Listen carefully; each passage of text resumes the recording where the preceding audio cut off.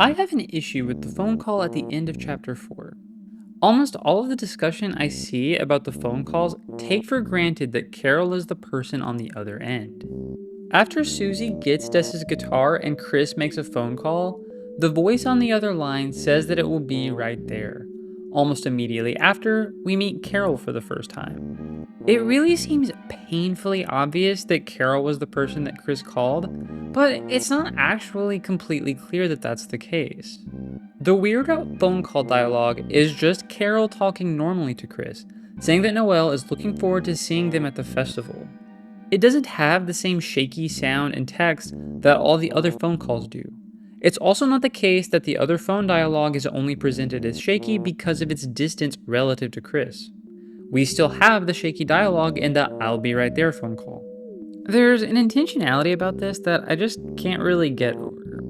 If it's already so clear that the phone call dialogue is all Carol by the fact that she arrives immediately after the person on the line says they'll be right there, why would we need explicit confirmation of it in the weird route in the way that it's delivered? This obviously doesn't discount the fact that Chris and Carol are involved in some shady business dealings together. Though, whether it's Chris, Carol, and the Knight, or whether it's Chris and the Knight and Chris and Carol, is currently unclear, but chapters 3 and 4 have shown us that the characters' entanglements with each other have become a lot more complicated than we originally anticipated they would be. So I'm like, what is Carol's deal exactly? And by extension, what is Asgore's deal exactly? Sure, something, Carol red herring for the night. Yawn. Primo boring stuff. You don't need another video boiling Carol's character down to being a strict, obsessive parent who is probably ultimately motivated by looking for her daughter. I don't have any issues with that interpretation, and I don't even disagree with it as of this point in the story, but I think we can be a little more forward-thinking about Carol and Asgore and actually get a look into what exactly it is that they're so obsessed with and why they're so obsessed with it. But first, a word from today.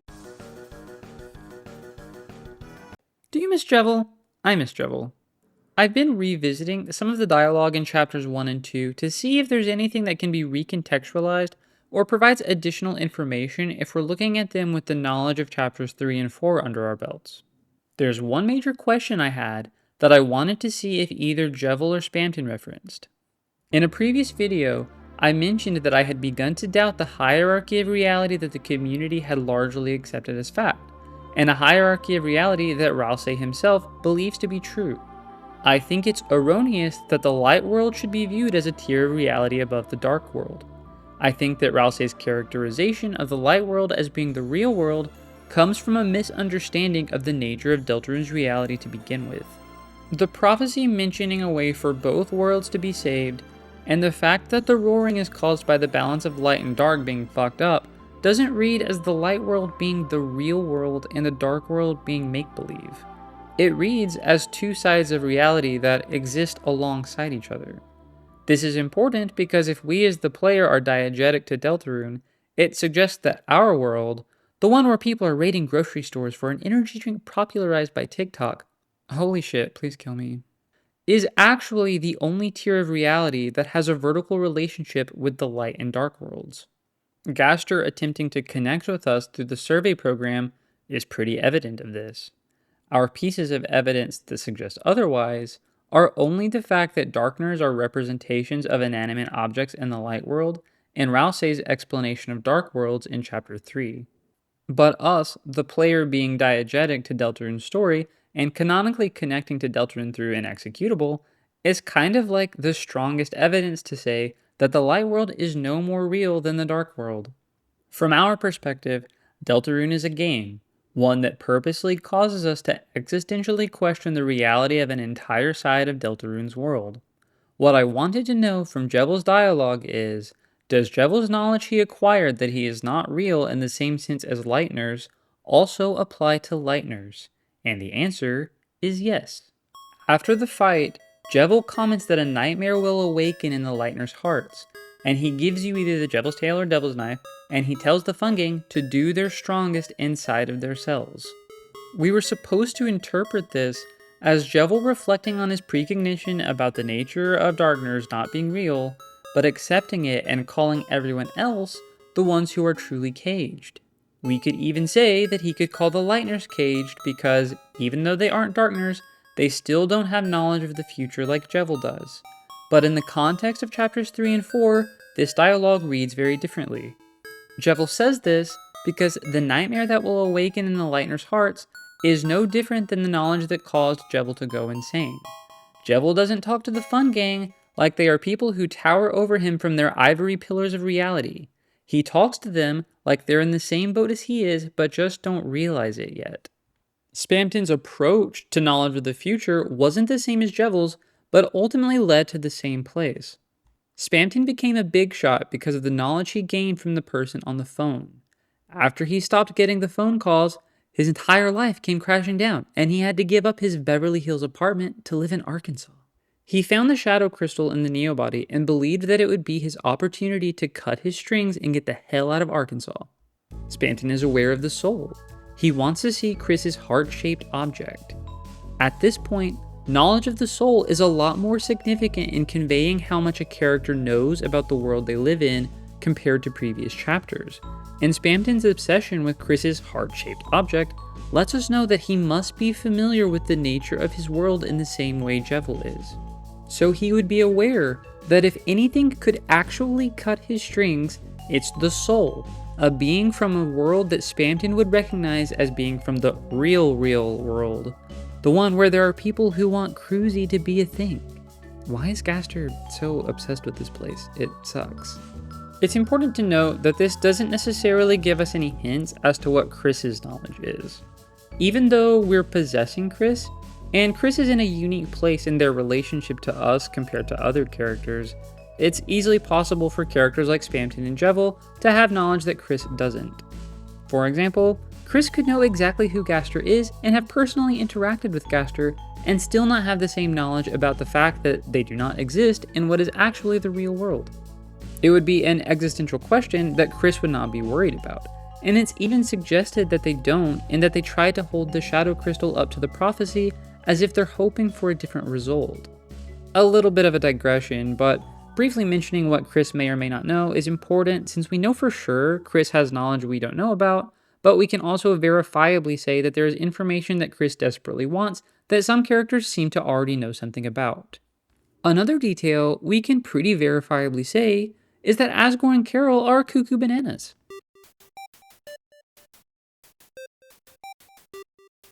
Corkboards are a common trope to represent a character that has an unreasonable obsession over something that those around them would find ridiculous.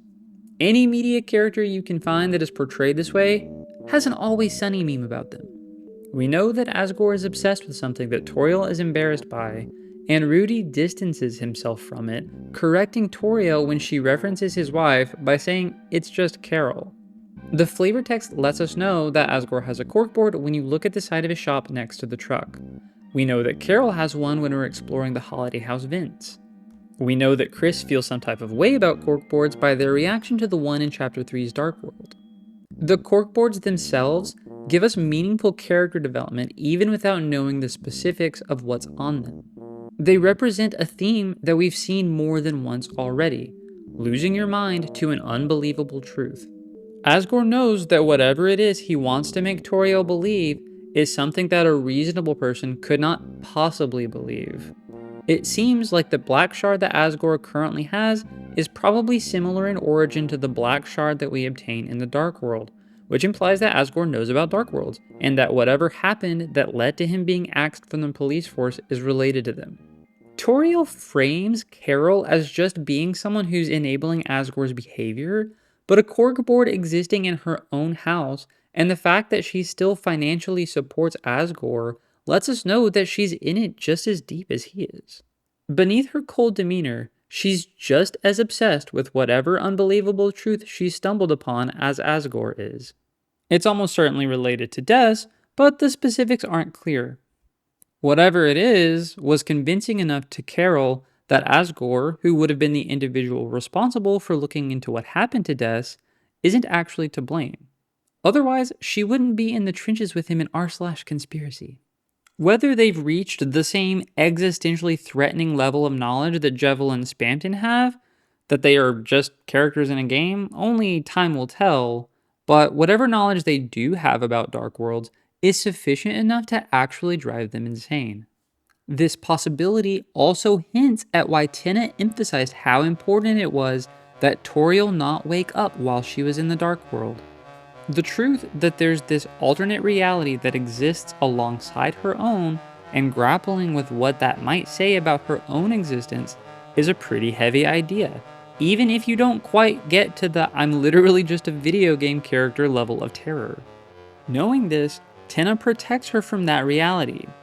I think this interpretation is also starting to pull at the threads related to why the black monster in the sword route appears as a deer if the Toriel value is absent. As for the specifics, I honestly have no idea, but it's almost like we're very close to having something we can tangibly point to in regard to the black deer and the Toriel thing. Please let me know in the comments if you can make heads or tails of it, and go ahead and subscribe while you're at it. All of that's primarily to emphasize that there is something about waking up in the Dark World that Tenna wants to protect Toriel from, and we may be seeing the outcome of what happens to people who learn too much about the world through Carol and Asgore. In Chapter 4, we learn that Asgore has a shout-out in the prophecy, and we're reminded that sometimes looking at the past can help us in understanding what Asgore's role in the future might be. Gerson's fight describes the events of the Lord of the Hammer, and it's quite obvious that they are parallel to the events that have occurred so far in our Dark World adventures in Deltarune. The new piece of information we learn is that Chapter 5 will have a field of pink and gold and a vast garden charred by an inferno of jealousy. Brings up some pretty obvious Asgore imagery, with his strong association with flowers, the prophecy referencing the Flower Man, the fact that Asgore wants to get back with Toriel, and that at the end of Chapter 4, Sans and Toriel are drinking and dancing together. But those aren't really the interesting parts as it relates to Asgore. One of the things that Gerson harps on is that every story is a retelling of another, with variation throughout these retellings. We have the explicit examples of Dragon Blazers and Lord of the Hammer. Dragon Blazers is based on Lord of the Hammer. Lord of the Hammer is based on the Deltarune legend. Then we have our own adventures in the Dark World that have also been retellings of Lord of the Hammer. Beyond that, we can see elements of Undertale that have popped up in various ways in Deltarune. Very quickly, Toriel is the former queen of the Underground and is now an important figure in the school and the church in Deltarune. Undyne was part of the Royal Guard in Undertale and is now a police officer in Deltarune. Undyne has an epic fight against what she perceives as, or is if you're a sicko, a threat to the Underground in Undertale, and she has a last stand moment in full armor against the Knight, where she ultimately loses both times. Alphys is the royal scientist in Undertale who has a crush on Undyne. She's now a teacher in Deltarune who has a crush on Undyne. Burger Pants is tricked by Bratty and Catty into thinking he has a chance with them. Pizza Pants is tricked by Bratty, who he thinks is this hot chick who wants to date him. Bratty and Catty and Deltarune are slowly starting to warm up to each other, and they were best friends in Undertale. Asgore Deltarune is unique against these characters and their comparisons to their Undertale counterparts. We do have one comparison in that he's a disgraced police officer, similar to how in some ways he was a disgraced ruler in Undertale, but there's more than that. The comparison isn't the same because the characters I mentioned previously have already demonstrably played their Deltarune roles, or are at least on their way to doing so like they did in Undertale. Asgore hasn't. And what was Asgore's intent in Undertale exactly? To doggedly pursue trying to break the barrier and escape the underground by collecting 7 human souls. Ultimately, he gave up.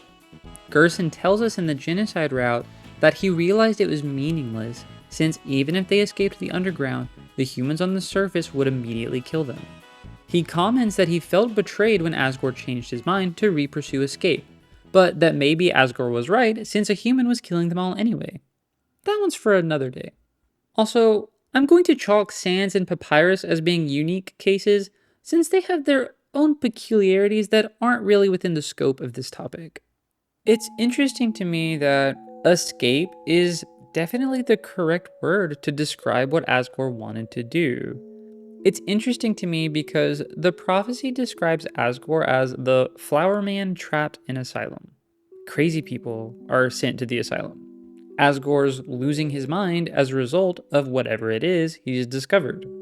I think in chapter 5, we're going to see the culmination of the downtrodden state he's been in so far throughout the game, and we're going to see him finally make a grand move to show everyone a truth he doesn't think anyone will believe. I think that whatever Asgore and Carol know must be some pretty world breaking knowledge if we're going to parallel what Asgore was trying to do in Undertale to what he's going to try to do in Deltarune. If we're characterizing Asgore as someone trying to escape from a seemingly hopeless position, the gravity of whatever it is must be pretty serious, since throughout most of Undertale, Asgore is presented as the ultimate big bad, with an ultimately lofty goal. What would be a more lofty goal than discovering that your existence is in some ways a farce, discovering that there is an entity in your world that truly exists beyond your own reality, and feeling compelled to show everyone this truth and find redemption and escape from it? Gaster gives us precedence for a character in Undertale and Deltarune who discovers something about their own existence and attempts to reach out to us in our world, and it's starting to seem like Carol and Asgore may be getting a taste of that themselves. Whether you agree with what I've talked about here or not, I hope you enjoyed it. And if you did, be sure to like the video. As always, let me know if I've missed anything or if anything I've said is just flatly wrong. Every time I post a video, I always see a few comments that make me think, damn, I wish I would have talked about that. So it's always fun for me to read what you guys think about my videos. I've been sitting on this topic for a little while, so I wanted to get it out before our entire lives are consumed by Silksong on September 4th. Anybody else ready for some juicy Void lore? The Void elements on the date reveal made me lose my fucking mind. It wasn't really clear whether or not some of the remaining mysteries of Hollow Knight were going to be touched on in Silksong, but I feel like that really kind of confirms it. I've been waiting for this game for so many years, and I'm sure we'll have some very, very interesting things to talk about in the near future, so stay tuned.